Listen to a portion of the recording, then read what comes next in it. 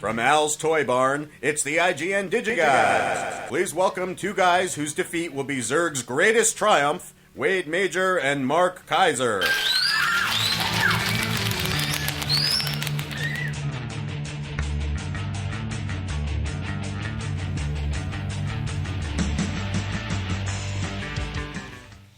I have no idea what that reference means, but Corey, would you tell us who sent that one in? That was written by Lorenzo Raffa. There's a button on his back that makes him speak Spanish. I don't even know what that means. Yeah, you do. I know. You really don't know what that means. It's a Toy Story It's like the funniest scene in Toy Story 3. I know. It is. By the way, I'm going to apologize in advance for my voice. Which is the reason we didn't have a show last week, because you... Don't blame it on me. It's all it your was fault. your cocaine habit. Yeah, that too. Finally came to the fore. Speaking of, I just saw Contraband, the Mark Wahlberg thing, which has a whole kind of cocaine plot in it. That's great. Yeah. Not so much. Wade, there's big news. Yeah, there's a lot of news, actually. Big Blu-ray news. Yeah, it is. Here's the thing, Wade. James Bond. Oh, yeah. There is going to be the most unbelievable 50 years of James Bond. 22 movies. Every single Blu-ray. James Bond On Blu-ray. on Blu-ray in a box set. Doesn't matter if it's MGM, Fox, whoever released it, it's all coming together on this one Blu-ray, which will be amazing. Yeah, it's going to be amazing. From Dr. No Yep. all the way up to the horrible Quantum of Solace, it's all there. It's going to be fantastic. A couple of other interesting developments in the world of Blu-ray and DVD. You're not even listening to me. Sure I am. I didn't say when it was coming out. Well, go ahead. I Phil, didn't. round it out. Whatever. No, go ahead. Round it out. I didn't say anything. You want me to just read verbatim off of the press release? Well, the press release doesn't say when it's coming out, oddly enough. So I don't really know. Although I heard it's coming out in the either the third or fourth quarter of this year. Well, you can pre-order it. It's on Amazon now to be pre-ordered. Yeah, you can pre-order it, which they love. They get your money, and then you just sit around and wait and twiddle your thumbs. But by the time you get it, you've forgotten that you gave them the money like 6 months ago, and it seems free. It's too funny. No, there's another interesting development is that Warner Brothers has extended their disc embargo to 56 days.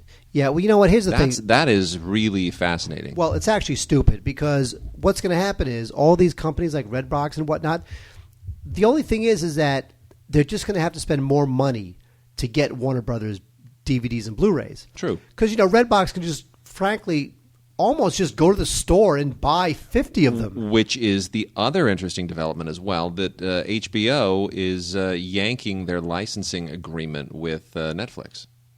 So Netflix no longer gets the discounted HBO stuff at all. Well, they can buy it from a wholesaler. They can buy it from a middleman. But the direct deal that they had with HBO is being terminated.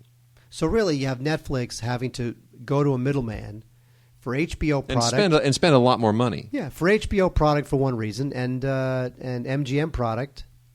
It was MGM, right? Which? The news today about the 50 Warner Brothers, the 56 days. Yes. Yes. Okay, Netflix has to deal with the middleman for Warner Brothers. Be a good time to be a wholesaler. And HBO. Step in there for two different reasons. Yeah, just be the new middleman. Step in there on both of those deals and just Redbox and Netflix it up. That is true. And the thing is that Warner Brothers, it's like they think they're punishing Redbox and Netflix. No, they're not. I mean, yes, it will cost Redbox and Netflix more to obtain a Warner Brothers title, but they can still get it. Yeah, they'll still get it. And I think in the end, just those individual companies, it's going to be a minimal impact on their content costs. Although, you just don't know what's going to happen if everybody starts jacking up their deals. It could make the content costs prohibitive. But don't forget too is that if you're a streaming company like Netflix, you only have to buy that Warner Brothers title once. And by the way, Ultraviolet, our favorite cloud-based digital locker, who knows what it is now officially going to be supported by Samsung and Amazon. Yes. That's an announcement from CES. Terrible. Yeah. Well, the big deal was that Blu-ray sales are up 20%. They were up 20% last year. Isn't that great? It is Yep. great. It is great. I think it's wonderful. No, you know what? People are they're buying more PlayStation 3s. They're buying more set-top boxes. And they're buying, finally, the big TVs because they're getting down to an affordable level. Oh, yeah. They've been down to affordable level for a while. These Vizio, you go to Costco. I know. These enormous 50-inch Vizio screens, Yeah. they're like $400. I know. They're like nothing. So, Mark, we should talk about some DVDs. I got a couple here that I think are really important, and I think they're important because you used to work with this woman. So No, I didn't. Didn't No, I you? didn't. Sure, you did. No, I didn't. Didn't you work with? You didn't. I did not work with Brooke Burke. I worked with Brooke Burns. Oh, see, I always get them confused. And by the way, people get them confused. Yeah, I did too. I used to work with Brooke Burns. Okay. So go ahead with your Brooke Burke thing. All right, fine. Well, Brooke Burke, what does she do? So she's not the dog-eat-dog girl. That was Brooke Burns. That was Brooke Burns. Oh, see, blew my whole thing. Brooke well, anyway. Burke had a show on. Oh, yeah, that's right. They all have shows. Yeah. Well, Brooke Burke is here with her just insanely tight abs, and she's got a couple of exercise DVDs here. Transform Your Body with Brooke Burke. One is Strengthen and Condition, and the other one is Tone and Tighten. And it's for men and women. I'm telling you, she'll don't just think this is for neglected housewives to sit at home and get their abs in shape for the milkman. No, that's not what this is all about. She's a 40-year-old mother of 4. By golly, does she look 40 to you? Good grief. Well, she's amazingly tight. But here's the thing. Don't forget. Obviously, there's genes involved and good luck and whatever, but it's her job. Actually, it's not jeans. It's like more like sweatpants. Exactly. Yeah. The thing is that people have to remember, it's her job Yes, to to look stay in that kind of shape. Mm-hmm. She's not born that way. She works more than you would ever want to work in order to stay that. And frankly, most people don't want to work that hard. They don't want to be in the gym 6 hours a day, 6 days a week. Well, there's 3 workouts on each of these, and it's good stuff. She's on here with this guy Greg Joujon Roche. So there's a male element to it, so you don't feel just completely dorked out. But there you go, couple of exercise DVDs to start off the year and burn off all that holiday food fat. And then we've also got Greatest Super Bowl Moments, which is getting everybody ready, obviously, for the NFL playoffs, which are just a big yawner. Well, I have something very exciting to say. I've been sick, so I've been spending a bunch of time at home. Yeah. And on Sunday, I did something. What did you do? That I have not done all year. Mm-hmm. I watched a football game. Really? Yes. And how did that go for you? It was okay. It was the Tim Tebow game. Yeah. And it was kind of fun. I have now watched football. I get into in the playoffs. Are you one of those who watches the Broncos and just sports a T-boner? Good night, everybody. Thank you. Anyway, greatest Super Bowl moments for Super Bowl 1 through. How come Tim Tebow thanks God when he wins? What happens when he loses? That means God has forsaken him? I don't have an Does answer. God decide, hey, I'm kind of busy, I'm not going to interfere on this one? And I have no answer for that. I don't really watch the NFL anymore. But, there's a few interesting things in here. This is clearly just something that they threw out there to try and drum up a few sales just based on the current season. But there's some interesting stuff in here, some nice little highlights from previous Super Bowls past that I'd entirely forgotten about. So, I mean, it's diverting, but it's nothing of tremendous substance. Mark, do we want to cover some music and comedy? How about that? We do, and I want to talk about Tom Petty because I'm a huge Tom Petty fan. I know you are.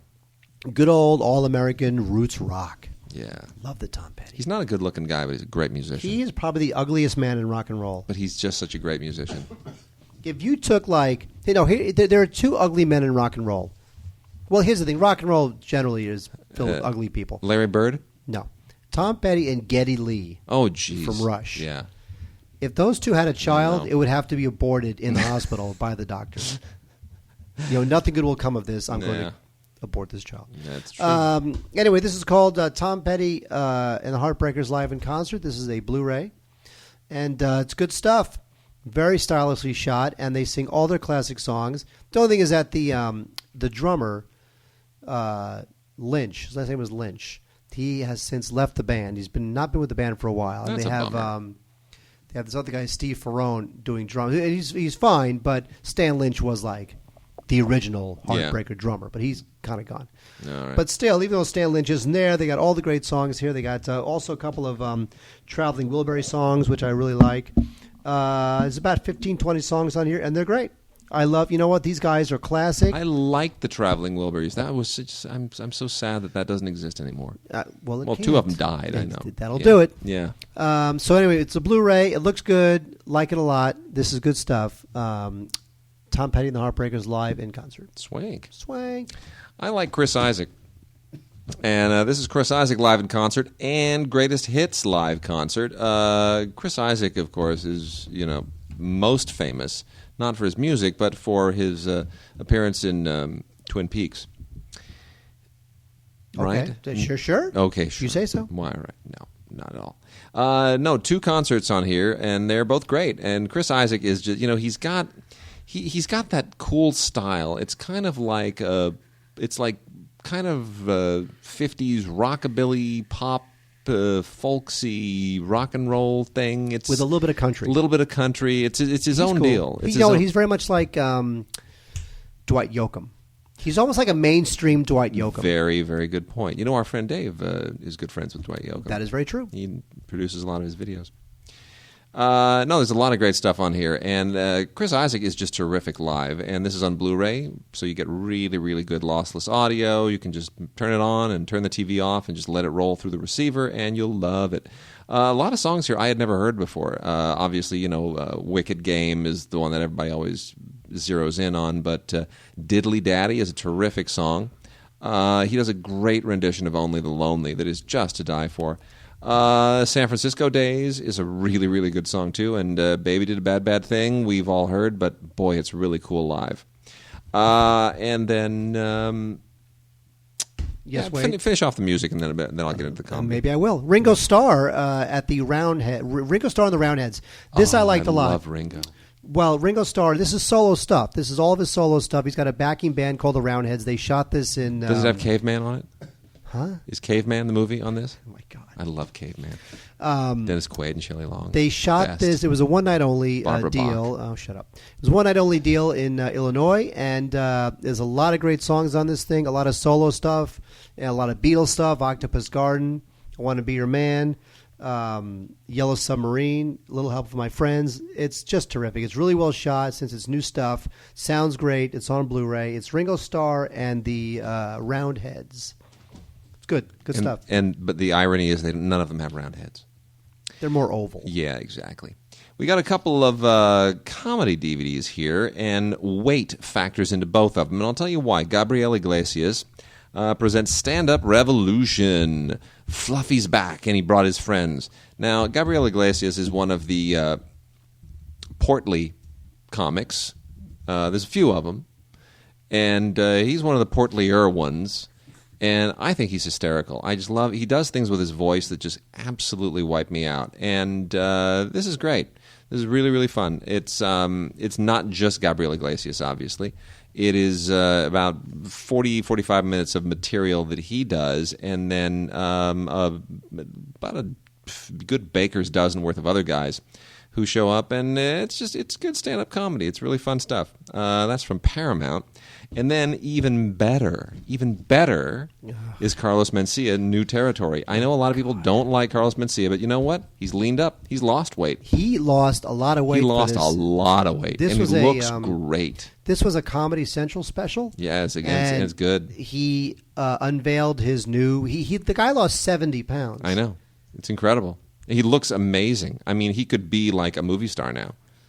Oh yeah, he's cut and he's chiseled, and it's fantastic. It's amazing how good he looks. He's the kind of movie star who steals material from other comics. See, they always say that, but it's like what is he stealing? Like, what is he stealing? Jokes, actual jokes. Oh, his stuff. He's so funny. Yes, he's funny doing other people's material, not giving them credit for it. I've never seen anyone else do the material. Like you've seen every stand-up comic ever. I have. I mean, it was a big deal in 2007 when Joe Rogan kind of confronted Mencia during a set at the Comedy Store in L.A. and said, "You're stealing material." And it's on video. The video went viral. It was a big deal in 2007. Yeah, that's Joe Rogan. I used to work with Joe Rogan. I know you did. Anyway, there's a bonus thing on here if you really want to know. It's Carlos Mencia's Guide to Getting Fit. So he, in addition to just being incredibly funny, he tells you exactly how he took the weight off. So there you go. Get your you can if you don't want to take the weight off, watch Gabriel Iglesias and his friends. If you want to take the weight off, watch Carlos. But either way, both very, very funny men. I like them both. Don't care if he steals material. Steal and make better. Tarantino does it. I have to say, you have the worst taste in comedy. You really always have. Like Carlos, if Carlos Mencia and Jay Leno did a double bill, yes, you'd be in heaven. Two of the least funniest people ever. That's probably pretty true. I would be I would be elated if that were. Yeah, I could handle that for sure. You betcha. Let's do regular movies, Mark. Let's just fill people in on what's new to Blu-ray and new to DVD, and gonna make their lives better. Okay. Sure, why not? Let's do that. Let's do that. Well, Wade, there's a movie, Wade. Is there? Just one? Yes. Gosh, what a boring world that would be. Every movie theater in the world showing just the one movie all the time. Stop that, how dare you. Heavenly Creatures is out on Blu-ray. Oh. Now, this is from 1994, so, and it's nicely shot, but it's a relatively low budget, for the time, so it's not like a super Blu-ray extravaganza, but if you like the film, you may want to go for it. It's very offbeat and very sort of darkly witty and kind of gory. This is where Peter Jackson really came of age, and people just love this movie. It's very original, and you can tell that Jackson just has total command of what he wants to do. It looks great. He shot it really well. It's even a little bit campy. Very stylish, and it's just a terrific film. Kate Winslet is in it, obviously, and she's really the only one who kind of survived and had a great career on this film, although everybody in it is good, including Melanie Linsky, who really is sort of the lead role. But Kate Winslet also kind of came to our attention based on Heavenly Creatures, and it's good. The Blu-ray has no special features except a trailer, which, of course, absolutely sucks, but the movie is great. Fernando Moraes was an amazing interview when I met him. He is the Brazilian filmmaker who was best known, really, for doing The Constant Gardener. But before that, he became famous for something else, which was the breakthrough Brazilian film City of God. Just a great movie. So unbelievable. City of God is really like a Brazilian Goodfellas. Isn't that the best way to put it? It's a great, totally. It's unbelievable. Totally. It's a great film. It's, the epic tale of these kids from the City of God slum outside Rio de Janeiro, and the drug culture that they grow up in, and over time what happens to these kids. It really is. It's just an epic saga, and it manages to be both romantic and gritty at the same time, which is always an incredible achievement. And it's based in fact. I don't know how much of it is embellished, but certainly most of the characters are actually real people. So you're obviously going to get a little bit of dramatic license in there, but it's a tremendous film. And what's really interesting about this, there's this weird thing that goes on with foreign films, where you can qualify for Best Foreign Language Film one year, and then you can qualify for the Academy Awards the next year, because it's a different qualification process. You have to be released in the country of origin in the one calendar year, but you can, whatever year you're released in the United States, that's the year you qualify for the rest of the Oscars. Sometimes it happens in the same year, but in the case of City of God, it qualified in 1 year for foreign language film, and then the following year it was released theatrically, and wound up getting an Oscar nomination for Best Director, which was weird because it didn't qualify for Best Foreign Language Film. It didn't get the nomination. Well, plus at the time it seemed like, really, that have we already been to that party? I know. It's like 19 months later and it's nominated for an Oscar. But it's just a tremendous film. And all that on-location shooting in Rio and these favelas, these slums, it's just amazing stuff. The photography is breathtaking. And the kids are incredible. And the music's great. I love the music. Oh, it's so good. Just everything about it. Everything just clicks, just like Goodfellas. Just like Velvet Goldmine?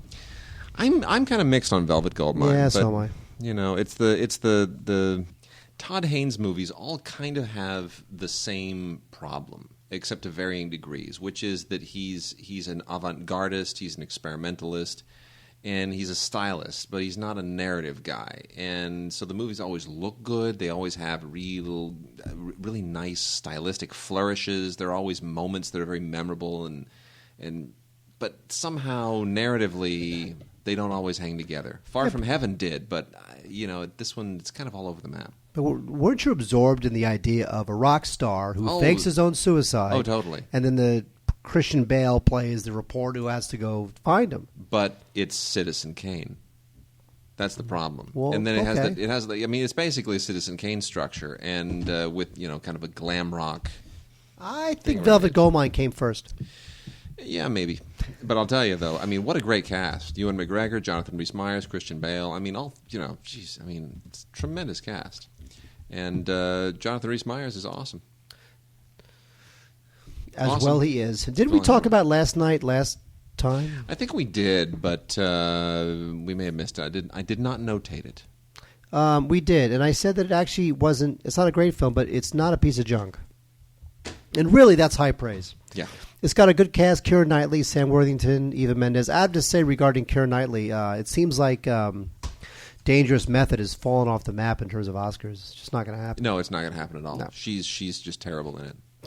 She does the whole mental illness she's awful. thing. There really is. It's so hard to play that kind of a role without looking as if you're just saying "award me." Yep. It's pretty thankless. And she's bad. She's bad in the movie. But Last Night is not that bad. Again, Sam Worthington, Eva Mendes, Griffin Dunn, Guillaume Canet. It's a good cast. It's not a bad film, but we talked about it last week. Mark, when I say rank, what comes to mind? Rankin Bass, the animators. You were supposed to say things that smell bad. Things that smell bad.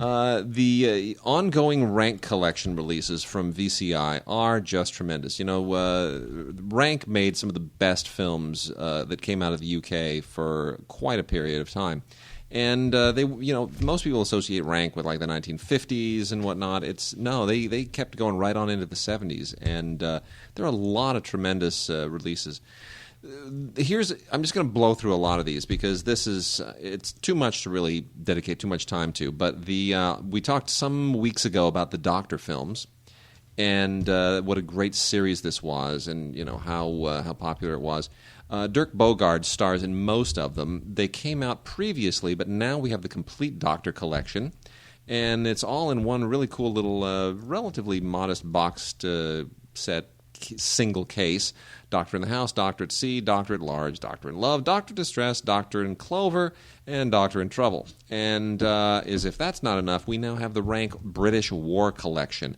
This is great. This is also four terrific Rank films: Above Us, The Waves, The Great Malta Story, Sea of Sand, and The Way to the Stars, which is also really, really good.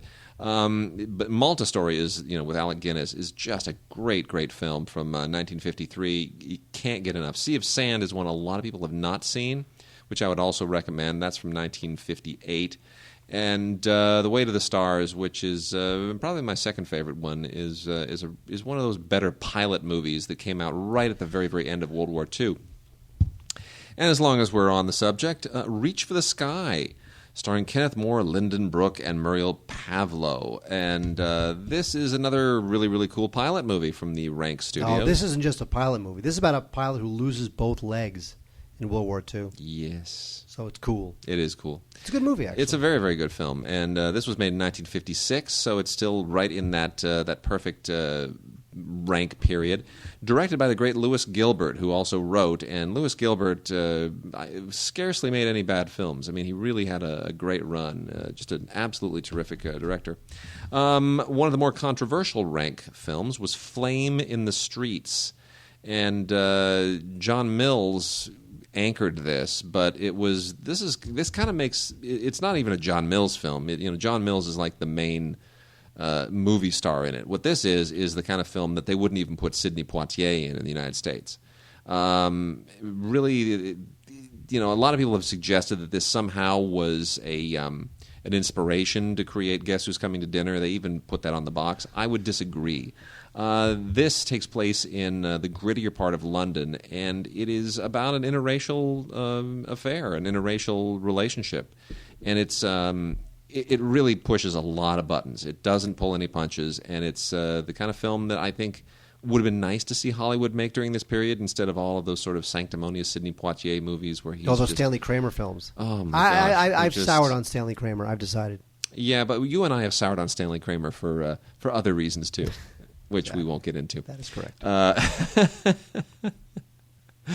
Oh, how funny that is. But anyway, this is really interesting because it gets into the racial and class politics of the UK in the 1950s and the 1960s, and it's a gritty film, beautifully photographed, fantastic anamorphic photography, and really highly recommended. Back on the war front, we've got some great naval titles here, and when I say naval, I don't mean that little that thing we call a belly button. Oh no! I mean at sea, gentlemen, at sea. The Silver Fleet stars Ralph Richardson and Googie Withers. Googie, actually named Googie. Ralph Richardson, of course, everyone knows him from Greystoke. You remember in Greystoke when he Legend of Tarzan, Lord of the Apes? Yes, Ralph Richardson. He was wonderful there. Also very, very good in Dr. Zhivago. No, this is set during the occupation of Holland during World War II, and Ralph Richardson plays the owner of a shipyard who orchestrates this charade in order to kind of counteract the plan of the Nazis. It's I don't know if it's based in fact, but it's certainly very, very nicely done, and Ralph Richardson is always really, really fun to watch. This was made during the war, so you get a certain propaganda quality to it. And then, really, I couldn't believe I've never seen this film. This is awesome.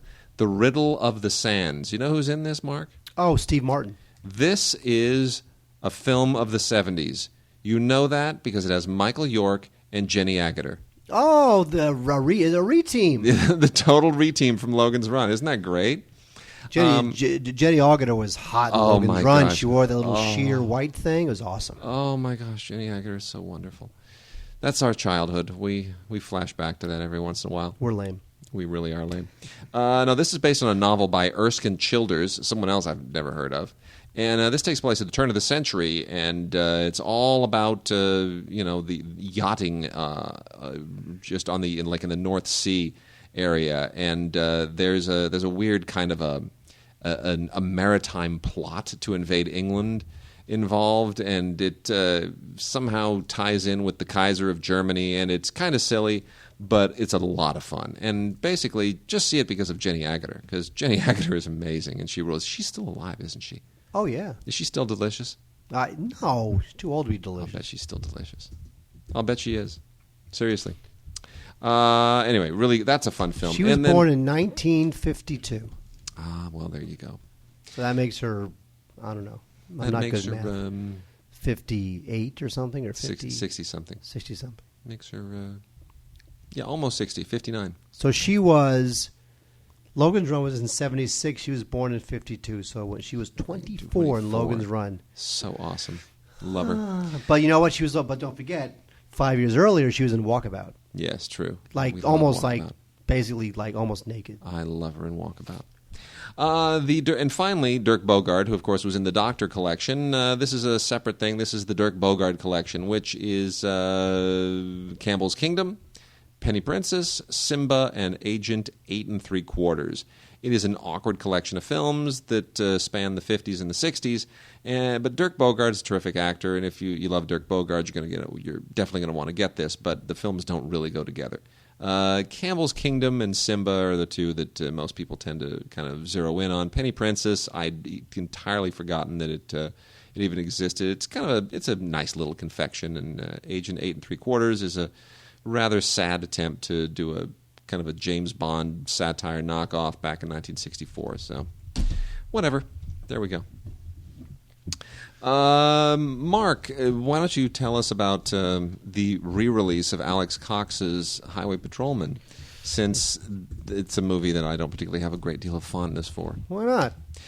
You know what? Because Cox, even though he's a Bruin, and I am normally obligated to root for fellow Bruins, and I love Repo Man, I think Alex Cox is just a little bit insane, and I think his obscure instincts got the best of him at a certain point, and I don't know that this film really works for me very well. It just feels disjointed for the sake of being disjointed. Well, it's purposely episodic, is what it is, and it's a story of this guy who is in Mexico's National Highway Patrol. Yeah. So it's sort of like purposely him going from one guy to the next, one little mini adventure to the next, and that's how. And Cox knows what he's doing. It's not like, oh, really? It's episodic? I didn't know that. Yeah. And so, we follow this guy from, his like cadet training and, his rookie assignments all up to, how he kind of like becomes a little corrupt. What? Mexican police corrupt? I'm so surprised. That's almost insulting. Exactly. Yeah. And so it's a bit like, it's almost like a south of the border Training Day. Yeah. Where you get this cop who starts as a young cadet, idealistic, winds up taking bribes. But I didn't really like Training Day either. You know what? I read in my sickness, TBS shows Training Day every 5 seconds. Do they really? And I remember not liking it. I remember thinking it was fine when I first saw it, but I rewatched it on cable, and it's good. Holds up. Does it? Yeah, it does. So when he says King Kong ain't got nothing on me... he ad-libbed that. I swear I bet he ad-libbed that. Yeah, but what does that mean? That means that he's the king. I mean, this guy has inflated himself into being this guy who rules the neighborhood. Everybody's scared of him, do whatever he wants. All right. I Anyway, guess. Highway Patrolman. Interesting film from 91. Yeah. So it's That's definitely one of fabulous. Cox's earlier works, but it's good. The Eclipse series is one of my favorite creations of the good people at Criterion, and their 30th release, I can't believe there are now 30 Eclipse box sets. This is amazing. The Eclipse sets are always, I don't want to say lesser films, but they are, they tend to be films that would not sell particularly well individually, but they do sell well in kind of boxed groups when you group them under filmmaker or star or theme.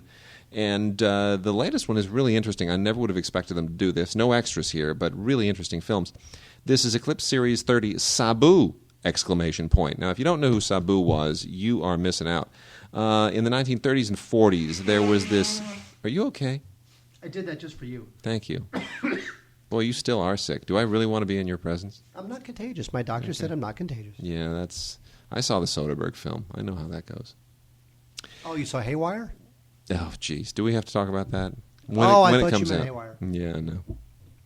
Go, Sabu. Yes, Sabu. In the 30s and 40s, there was a young kid from India who became kind of a sensation in British and Hollywood movies, and for a very brief moment, and his name was Sabu. He was known principally as Sabu.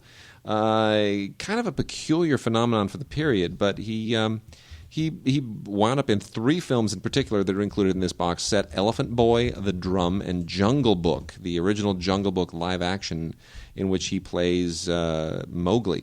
But I think, honestly, even though Jungle Book is the one that everyone kind of zeroes in on, and Elephant Boy secondly, which is based also on a Rudyard Kipling novel, The Drum is the one that sort of, I think, showcases his talents the best. And The Drum was made just after Elephant Boy and just before Jungle Book in 1938. And it's fantastically well photographed and beautifully, beautifully rendered here by Criterion and Eclipse. And it's a pretty sad, kind of brutal story as well. But he really gets to act and show his chops. And I would recommend this. Anybody who wants kind of to experience that weird little moment when a kid from India became a movie star in Hollywood and in the UK. Sabu, Eclipse Series 30. Good stuff. You know what's not good? The next 2 films we're going to talk about. The Pool Boys is a piece of crap from 2010. This stars Matthew Lillard, who was destined to go straight to DVD for the rest of his life if it wasn't for The Descendants. Isn't that amazing? Where he wound up in a couple scenes in there, and he's very insufferably, just horribly Matthew Lillard-y. Anyway, this is a lowbrow comedy about about a pool boy and a gardener who infiltrate this empty mansion and turn into a house of prostitution. It's just unbelievably hilarious, and you'll whatever. Okay, come on, seriously, people, what's wrong with you? Pool Boys. The other bad film is something called What's Your Number, which is stars Anna Faris, and I'm going to say I'm not on the Anna Faris bandwagon. Never have been. Don't get it. Everybody thinks she's like the bubbly, crazy comedian of her generation. I'm just not there with it. Here she plays a woman who looks back on the last 20 guys that she dated because one might be her true love. Yeah. It's got a good cast. Chris Evans, Blythe Danner, Ed Begley Jr., Joel McHale from The Soup is in it, Chris Pratt. So the cast is not bad, but the movie is just not funny. It's derivative and not that funny, and I don't really like Anna Faris. So it is on Blu-ray, though, if you, for some reason, want to subject yourself to it. Yes. Go. There are a couple of films here from Film Movement, which I just love supporting Film Movement because I love their Movie of the Month Club model. They are one of the few independent distributors on DVD and theatrically who has this really interesting business plan, this business model that just kind of somehow works, and they manage to do it, really picking very, very good films. The first one here is The Piano in a Factory, and this is this really cool Chinese film that completely slipped me by. The lead actor in it won Best Actor at the Tokyo Film Festival, and the idea here, it almost would make a good double feature with a separation. It's about a Chinese couple who they're going to get divorced, and their daughter says, "I'm going to choose whichever one of you to live with, based on whoever can get me a piano." And where the story goes from there is funny and touching and bizarre and far-fetched and ultimately really endearing. And it's really, really a very, very cool, incredibly original film, a very bright screenplay. Highly, highly recommended. It comes with a cool short film on it called The Necktie by Jean-François Levesque, which is actually kind of it's one of those great little Canadian animated films that has kind of a tweaked sensibility to it, and I just love the way the Canadian do animated films.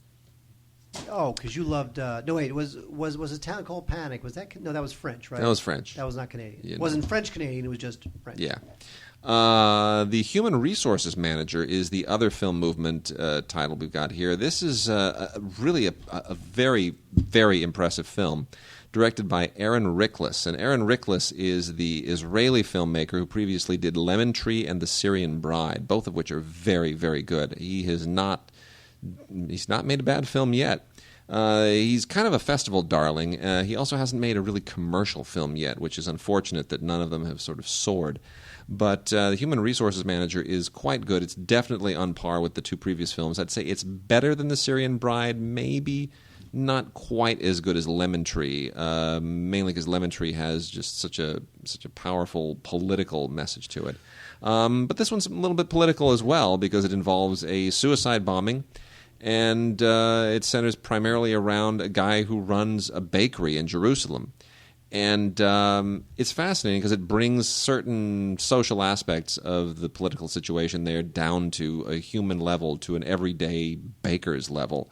And it really kind of it's pretty powerful stuff. Again, not as macrocosmically political as something like Lemon Tree, which one of the characters in Lemon Tree is the actual defense minister of Israel.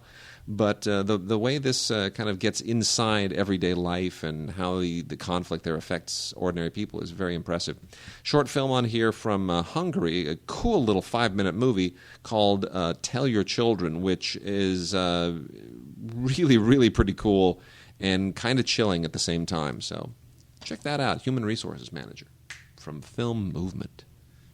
You love the film movement. I do. You're always pimping them. I'm. You know what? It's just a good company. People need to pay attention to them. And you know what, Mark? This is a weird movie here. The Invisible Frame. I love Tilda Swinton, but you know what? She really can do some peculiar experimental stuff now and again. Sometimes I wish she would just do a movie. Yeah, I agree. But she's always kind of pushing the envelope, and I respect that. There are actually two films here. They're both by a filmmaker named Cynthia Beat, or Bate, or however you pronounce it, Beatt. The primary one is The Invisible Frame. The other one is Cycling the Frame. And the whole idea here is that the director and Tilda Swinton back in 1988 decided to kind of to use the Berlin Wall as the subject of a film. And they wanted to just ride the complete length of the Berlin Wall from the Brandenburg Gate all the way out into the fields on bicycle. And a year later, the wall came down. So it wound up being incredibly timely and almost poetic by accident. So you're saying that they were the cause of the wall coming down. It wasn't Ronald Reagan. Correct. Let's tear down this wall. That's correct. It wasn't like Cold War That's pressure correct. and all the money that the East was spending to That's prop up their correct. war machine, and you all just Yes. it was all about Tilda Swinton on a bicycle. That's correct. Now, that was a short film at the time. It was about a half an hour long. And then just a couple of years ago, they decided to do it all over again, and they did, that's the Invisible Frame is their after the wall came down bicycle ride, which is about an hour long. It's not really a movie per se. It's just kind of another one of those Tilda Swinton things, like when she used to work with Derek Jarman. There was a lot of really fringe stuff there. But, if the Berlin Wall and the history of Germany and all of that stuff has kind of import for you, I guess it's an interesting couple of movies. I just don't know. It's not really journalism. It's not really documentary. It's not really narrative. It's a thing. It's just a couple of things. So you're saying that it's basically a weird, strange nothing. Yeah, basically. So if you like weird, strange nothings, you know where to go. Now, you like this movie, What's Your Number, right? With Anna Faris and Chris Evans, like, I should watch this? No. Because Anna Faris is so awesome? No, she's not. Okay. We already covered that. I know. I was just making sure I heard you correctly. You never pay attention to me. I know. I never do. Shall we go into some documentaries with the little bit of time that we have left? No, I think we should. All righty. There's a PBS documentary here that I'm feeling much more attached to be honest. Younger Next Year, The New Science of Aging. As I see more and more crow's feet appear on my face and strange colored, light colored hairs cropping out of my my noggin, suddenly I'm a little bit concerned about this aging thing because I'm going to be in a walker someday, and Mark, you're going to be in a wheelchair, and we're still going to be doing this podcast. That'll be the dream. Actually, Henry Lodge is the physician here who really tackles all of the kind of the long-standing myths about aging. And it's interesting because a lot of it is just it's all in your head. And I know we say that, but it's really interesting. He talks about how you can reverse aging and how you can really get down and just drill down right into your cells with your diet and your exercise and your state of mind, and really just prevent yourself from aging at the same rate that we just assume we're going to age at because it's our parents or our grandparents. But it's a great health primer and way better than Dr. Oz. Stupid Dr. Oz. A friend of mine produces that show. I know. She says Dr. Oz is a sweetheart. I'm sure he is. I know. Jerk. Wade, very interesting release from the people at Olive Films. I'm surprised this has not come along before. It's called Histoire du Cinéma. Ah, the Godard film. And this is it's kind of like a video project that Godard did like in the late 80s all the way through like the it's really late cool. 90s. It's really cool. It's pretty much the history of cinema as told by Jean-Luc Godard. But it's got these weird, cool like juxtapositions in it. That's all he does now. Godard doesn't make films anymore. He makes 2.5-hour weird juxtapositions. It's comparing and contrasting movies from different periods and shots that sort of would otherwise not belong together. It's sort of like he invents his own history of the movies. Yes, it's a cool collage montage experiment. So, I mean, it's very ambitious, and, you're right. When you say it's about the history of film, it's not like a documentary history of film. Well, you can't really categorize Godard anymore. He just makes these meditations. And this is sort of like a 10-part meditation. Yeah. Wait, I'm going to cough now. You okay with that? Go ahead. Go cough. Oh, you poor guy. You want some chicken soup? Godard, by the way, 81 years old. Is he really? I thought he'd be older. I thought he'd be dead. Didn't you kind of think he'd be dead? I kind of did. Yeah. I think Godard is one of those like dead or alive game show questions that you might get wrong. You know what I like? I like the sketch of Godard here because he's got that frizzy hair, and that imposing bald head, and he's just in the glasses, the horn-rimmed glasses.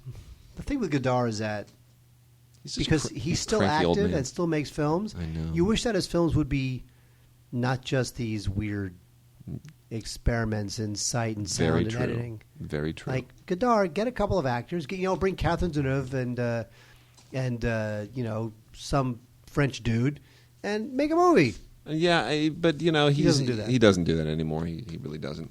Mark, I love my Jerry Lewis. I'm a big fan of Jerry Lewis. Always have been. The worst. He is the best. And one of the best interviewers of all time is David Suskind. And there was this show that David Suskind did in the mid-'60s. And he was, David Suskind was like the television interviewer. And he did this amazing interview show in the mid-1960s called Open End. And the idea was that you sort of let the actors or the interview subjects just kind of go. We're not limited to 5 minutes plugging a book or a show or a movie or whatever. Just let's get inside people. Let them really, really just kind of open up. And Jerry Lewis he goes deep here, and it's really, really interesting, and it's very, very informative, and it's very revelatory. And I think it's absolutely essential that anyone who loves Jerry Lewis, likes even a fraction of Jerry Lewis's movies, maybe even people who hate Jerry Lewis, you should all watch this because you're going to learn a lot. So this is Jerry Lewis from the David Susskind Show, Open End. And it's been released by S'more Entertainment. That's S''MORE, who really does a lot of cool little fringy archival culty things.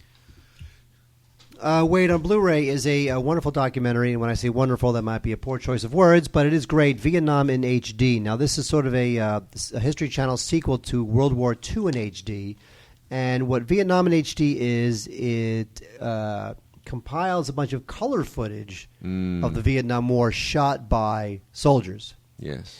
And it is all about what they experienced, and it is in color, and they also have a bunch of high-profile actors who do kind of vocal, reenactments of some of the dialogue, but it is just terrific. There's a lot of great stories, a lot of heroic people you'll meet, and again, it's all in pretty terrific color for the time. I mean, there's also, there's government footage here, there's news footage also, but it's just great. Vietnam in HD. They did the same, History Channel did the same thing with World War II. I think this is better.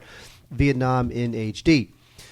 We have one of the first Blu-ray 3D kind of small batch documentaries I've seen. This is Arabia 3D. Oh, yeah, that's what we want. Sand blowing in my eyes. Well, the sand can blow in your eyes in 3D. I mean, it looks great. I don't want to see sand in my eyes. How about smoke? If smoke were to get in your eyes? Smoke gets in my eyes, that's okay, because that's a good song. I'm funny. Yeah. But you know what? This is narrated by Helen Mirren. Oh, well, that's okay then. That's right. But it's beautiful. You go to these beautiful coral reefs and these ancient shipwrecks, and you're going around the Red Sea. So it's gorgeous. Yeah. Do you need to see it in 3D? No. But it's not bad. It's by a guy named McGillivray Freeman is the name of the documentarian, McGillivray Freeman, and it's Arabia 3D. Check it out on Blu-ray. No reason to watch it on Blu-ray 3D, which, by the way, is not taking off. Nobody's buying 3D TV sets. Nope, they sure aren't. And it's funny because I was having this conversation actually with another journalist who writes for People at the screening this evening, and she was talking about her parents have just bought these 3D televisions. It's like, Mom, you bought a 3D TV? Why? I don't know. I'm supposed to. And Dad bought a smart TV? Yeah. Does he know what it does? No. Something to do with the internet, but we're supposed to get them. Like, the sense of duty that we have to now get widescreen smart 3D TVs. Yeah, somebody's been watching, Dateline or something. Is we got to get this. Yeah. All the kids are... Stone Phillips says it's the new future. The new future. We're all cattle. You know what's a really awesome DVD is the one you're holding in your hand. The one I'm holding in my hand, the Black Power mixtape, 1967 to 1975, by Swedish filmmaker Goran Hugo Olsson with 2 S's. This is really freaking great. This is just an unbelievable document of an era. The people included here. This was all stuff originally shot by Swedish television 30 years ago. And the people here, they are all the principal figures from that whole kind of Black Power era. Black Panthers like Bobby Seale and Angela Davis with her just insanely cool and intimidating afro. I mean, really, Stokely Carmichael, Huey Newton. I mean, really, it nails all of those central figures. And it kind of resurrects all of this footage 30 years later, and it's a great time capsule. It really is. It so reminds you of how different things were back then. It was a just totally different era, and politically and socially everything was in upheaval, and it's fascinating. It's really, really fascinating about where America went between 1945 and 1965. That 20-year jump is just it is radical. Amazing. I mean, it's incredible. It's a total 180. It's a total 180. It's just incredible. It really is, and highly recommended. This is history in a box. History in a box, people. Also really impressive is Eames, the architect and the painter. If you got to know who Eames is, people. You've seen the chairs, you've seen the designs. They are some of the most famous architectural designs in the world. The classic Eames chair. It's like in every furniture store ever. And there are all kinds of other Eames designs that you've seen 1,000 times. Charles and Ray Eames, no, not brothers, husband and wife. And what an amazing pair they were. This is a great documentary about these two legendary architects. And the only thing that I have a problem with here is that James Franco narrates this. He's not a good narrator. But otherwise, this is just wonderful, classic, meat and potatoes documentary filmmaking about an unbelievable subject. And this is from First Run Features, who always releases really, really good documentaries. This was in theaters for a little bit, but it's now on DVD, where it's probably going to get the lion's share of attention, and it deserves to. This is the history of friggin' chairs. Kind of, yeah. History of chairs. Yeah, history of chairs. Why not? Sure. Wade, from the good folks at the Tribeca Film Festival. Well, this played at the Tribeca Film Festival. It's coming out on Tribeca Film DVD. Yes, the Tribeca line. The Boys of Summer. This is about a Little League team and from the Caribbean. And they dream of winning the World Series in Williamsport, Pennsylvania. Of course they do. Of course they do. Do they pull it off? I'm not going to tell you. Oh, man. It's an interesting documentary. You get these kids. It's funny because a lot of baseball now, a lot of the players are from the Dominican. Yeah. I mean, it's basically a big factory for shortstops and these players. Oh, I saw Sugar. Huh? I saw Sugar. A terrific film. A great film. So you've got these kids, and for a lot of them, the only way out of the Dominican is to play baseball. So these little leaguers are so excited to come to Williamsport to play in the World Series. Are they going to make it? Are they going to win? Whatever it is. And it's good stuff.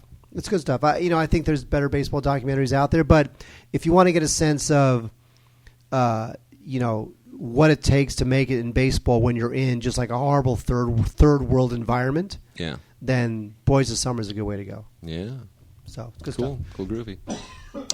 Bless Wait, you, are we wrapping up the show? Because I'm really going to kill myself. Okay, we got a few minutes left. Okay.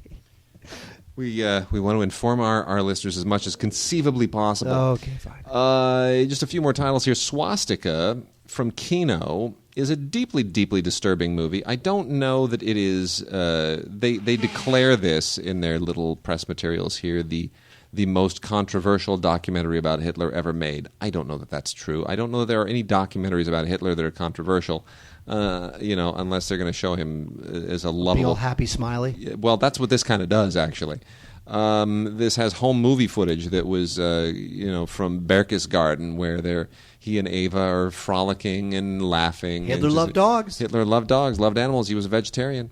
So that aspect of it certainly, I guess, could be perceived as controversial. But at the same time, what it does is it really kind of shows him in something other than all of the official propaganda films and all of the official Nazi Party stuff and all the World War II footage that we're accustomed to seeing, the speeches and all of that stuff. It really it tries to create a more complete context for who he was and the complexities of the man. In other words, was he just a straight up pure evil? Well, no. Hitler was like a cute little baby once upon a time, and how did that baby become the monster that we associated with all evil in the 20th century?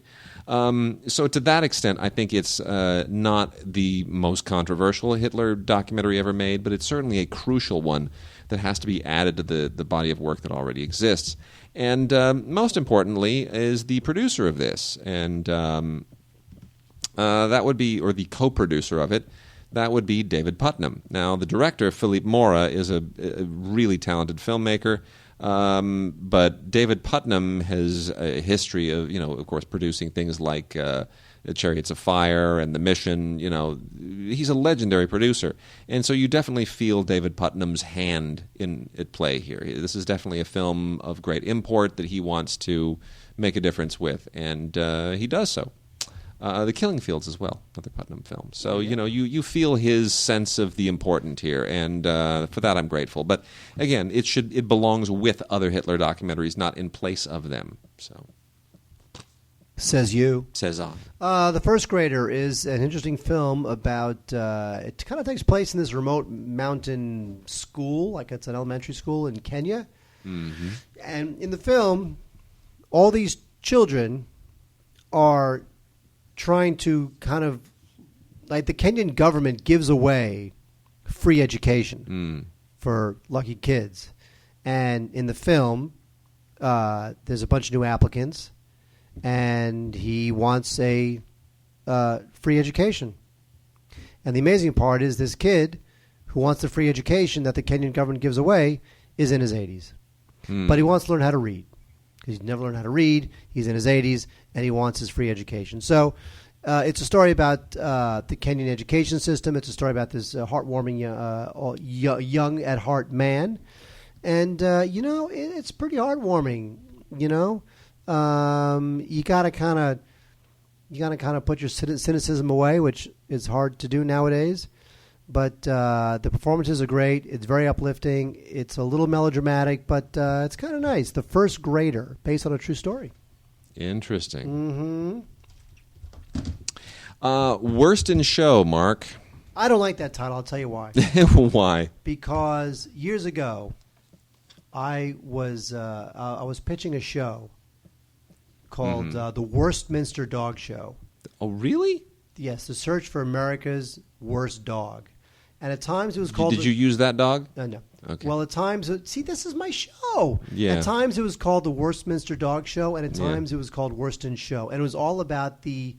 Ugly finding dogs. the most ugly, unruly, horrible dog. Where, like, you'd go out into America and you would visit these small towns with these horrible dogs, and then the 10 best dogs would come to, like, Madison Square Garden for, like, the Worstminster Dog Show. Well, I love that idea. This actually is that competition. This is the world's ugliest dog competition, and apparently it's gone on for 20 years. So they beat you to it.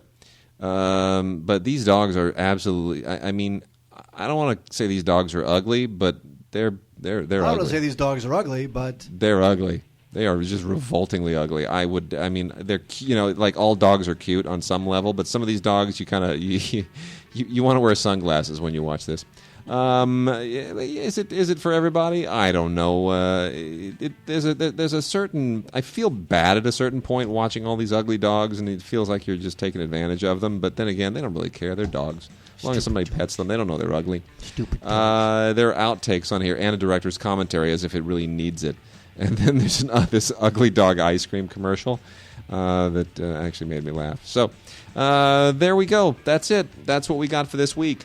We'll be back next week with more fun and games and some listener mail and all kinds of good stuff. And maybe I won't be sick. And hopefully you won't be sick. Get your voice back, Mark. Well, Get it thank back. you. Get some. If you want to email us, hit us up at gods@digigods.com. Any questions you want. And we are, of course, taking audio questions. So if you want to record your question, we'll play it on the show as well. gods@digigods.com. See you next week.